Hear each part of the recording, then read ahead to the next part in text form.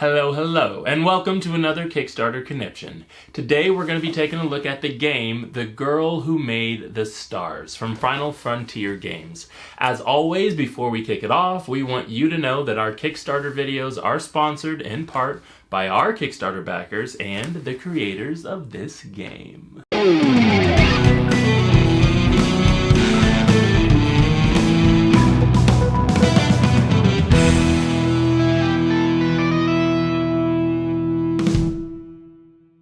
Hi guys, and welcome back to Tantrum House Studio J. Today I'm Jonah, and we're going to be chatting, like I mentioned, about The Girl Who Made the Stars. This is a worker placement game with / tile laying game. It's for 1 to 4 players and plays in about 60 minutes. One of the really interesting things about this game is actually the theme. The theme of this game, it's a San African myth about a girl that made the Milky Way and made the stars. And the reason she did that is so her and the other villagers where she lived would be able to see as they went out into the forest to collect their resources to forage. And so Final Frontier Games is actually kind enough to send us a copy of this game. I've been able to get it to my table, so let's take a look at it so you know how it's played. Just so you know, all the pieces we're going to take a look at today are prototype pieces. So nothing's going to represent the full, final, completed game, just so you know. The game takes place over 4 phases. The first phase is the stargazing phase. Players draw 3 star tiles from their own personal bag of star tiles. You place those tiles anywhere on your own personal board, attempting to connect the star tiles together so you can gain light pieces and stardust.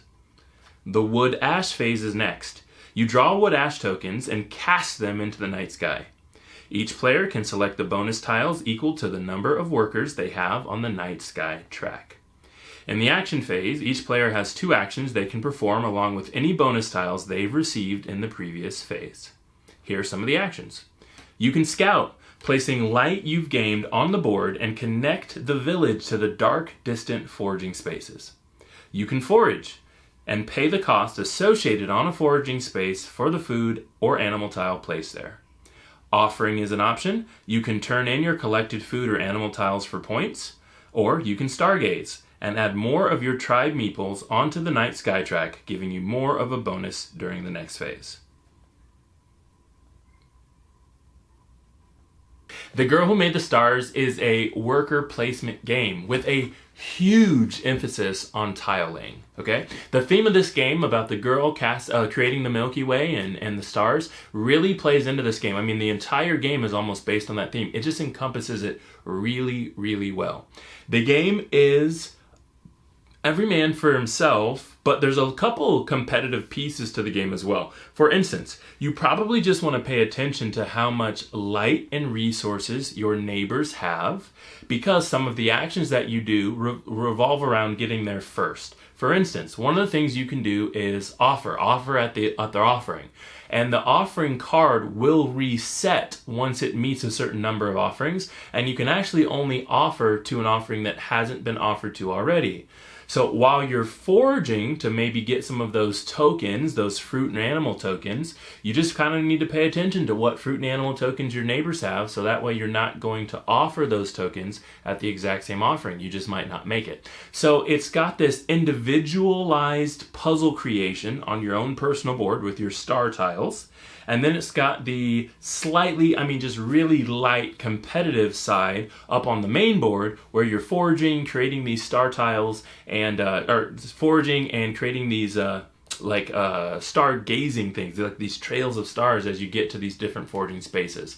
As you do some of these other actions, like complete constellations on your own individual board, it actually scores you victory points, and those victory points are basically first come, first serve as well. Meaning the first time you get there, it's just a higher point value than if you were to complete it later on in the round. So again, it's like a real light competitive thing on the main board, while you've got this real personalized puzzle solving aspect on your own personal board.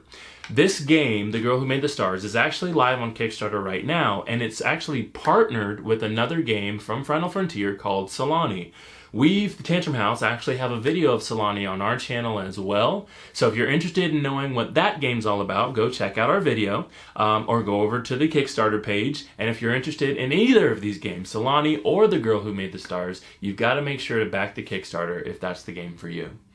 As always, thank you guys so much for taking some time to hang out with us and listening to our thoughts about these games. I'm sure Final Frontier's got some really cool stretch goals set aside for their Kickstarter, so definitely make sure you check it out. If you like more of what we've got to say over here at Tantrum House, make sure you like our channel, subscribe to our channel, like our videos, and we'll see you guys next time.